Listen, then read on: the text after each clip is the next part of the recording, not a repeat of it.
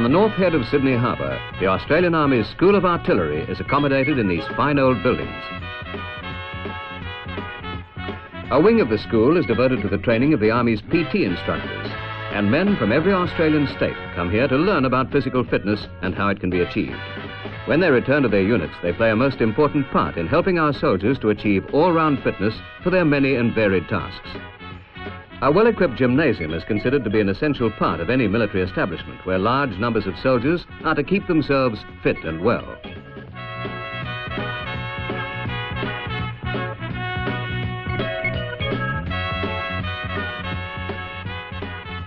Each piece of equipment plays its particular part too in the program of exercises designed to achieve an all-round, well-balanced physical development. Recreational training supplements the conventional gymnasium program, and it includes boxing and wrestling.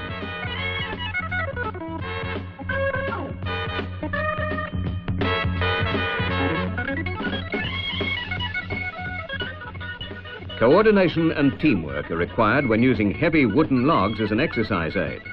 With such simple equipment, a very useful series of exercises and competitive maneuvers can be thoroughly enjoyed by these men who are being trained as assistant PT instructors. The value of this series of exercises lies in the fact that they can be carried out at any time with no special equipment.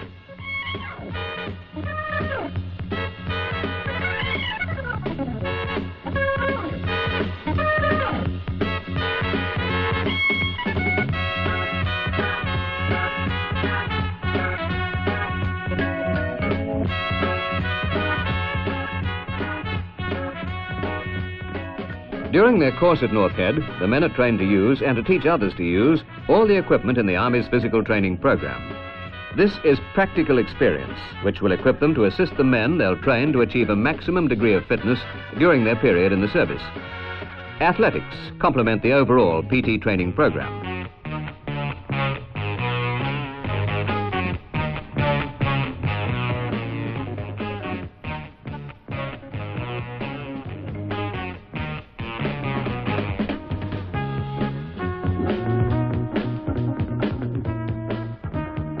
A practical demonstration of fitness for the task is a marathon run from Manly to Newcastle and back, a distance of 220 miles and covered non-stop in a team relay. These men are Army PT instructors, and 6 of them with a training officer complete the distance within the estimated time of 42 hours. In the temperate to subtropical climate of southern Queensland, the Army's Jungle Training Centre has, over a period of nearly 30 years, established a worldwide reputation for its original approach to the problems of jungle warfare. Despite the many years of intense training here, the 8,000 acres of mixed rainforest and savanna are remarkably well preserved. Canungra sets a fine example in the Army's current program of reforestation on all the big Army bases.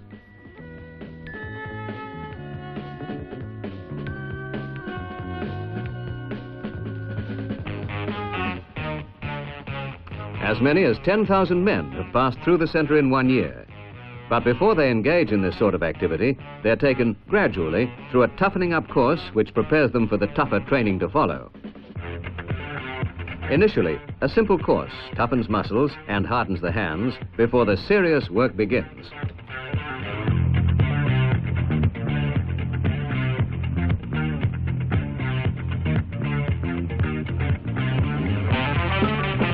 When they've achieved the required degree of physical fitness, the men compete in negotiating a battle PT course with which they're unfamiliar.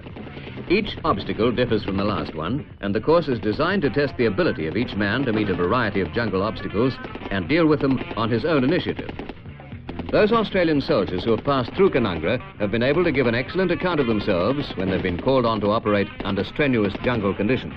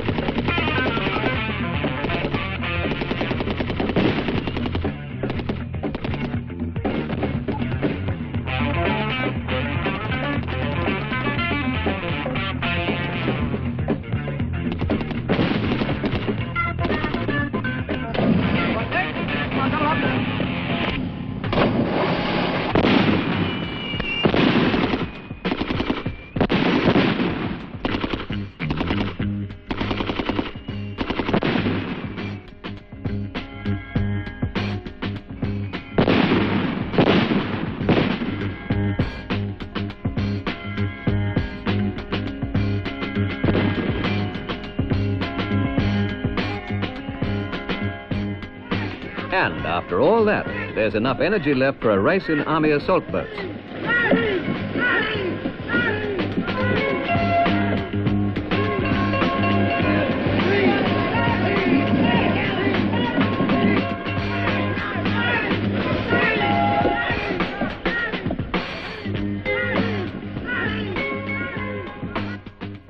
The CMF commando units attract the more adventurous young men of our community.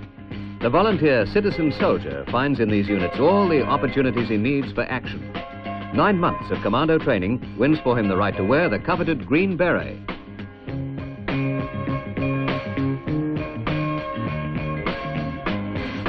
The 9-mile run is a feature of the annual tests of initiative and ability which follow a year's part-time training. All the men who qualify by passing these tests subsequently complete a parachutist course and a small craft course. After completing these basic courses, the men can take other courses including those for cliff leaders, shallow water diving, commando signalers, unarmed combat, demolitions, and small-scale amphibious raids.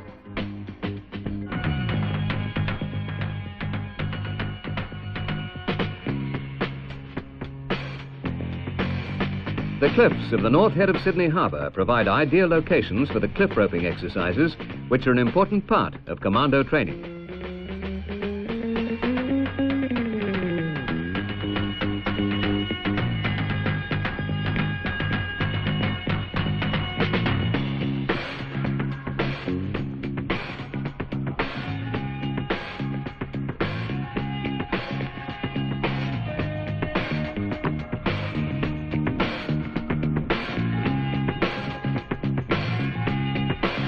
At Holsworthy, New South Wales, Trooper Courage, the 2nd Cavalry Regiment's mascot, is about to be entertained by the annual inter-squad competitions, a part of the regiment's system of environmental physical training, which employs the equipment the men have been trained to use in their particular army role.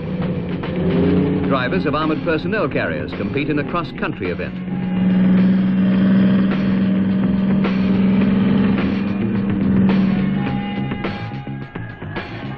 A tug-of-war race with armoured personnel carriers.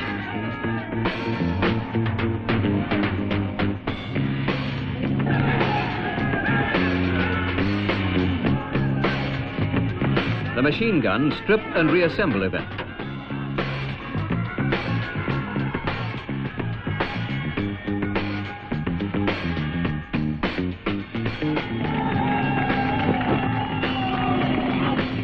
The road wheel race.